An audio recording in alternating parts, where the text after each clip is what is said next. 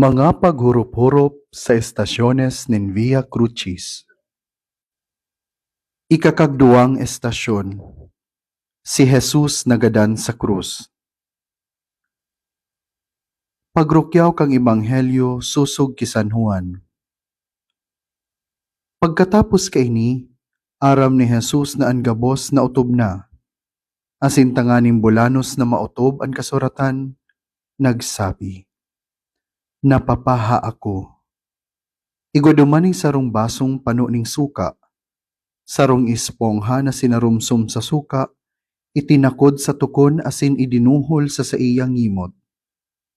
Pakanamiti kan suka, si Jesus nagsabi, "Natapos na."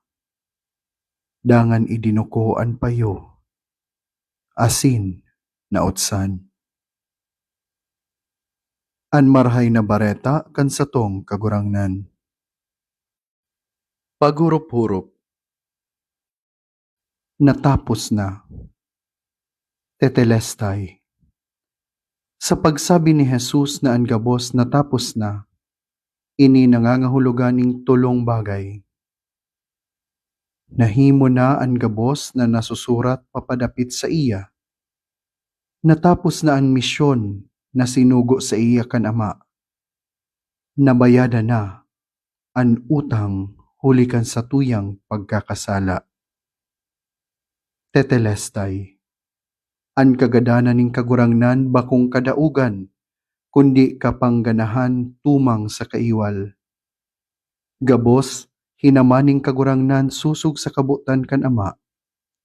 Gabos, hinimo niya, huli kan sa iyang pagkamuot sa satuya. Maging bukas man lugod ang satuyang puso sa pasabong kan Espiritu Santo, tanganing mahaman man sa satuyang buhay ang kabutan kan kagurangnan. Danay niya tong ipamibi ang grasya na makasunod kita sa dala ning kagurangnan.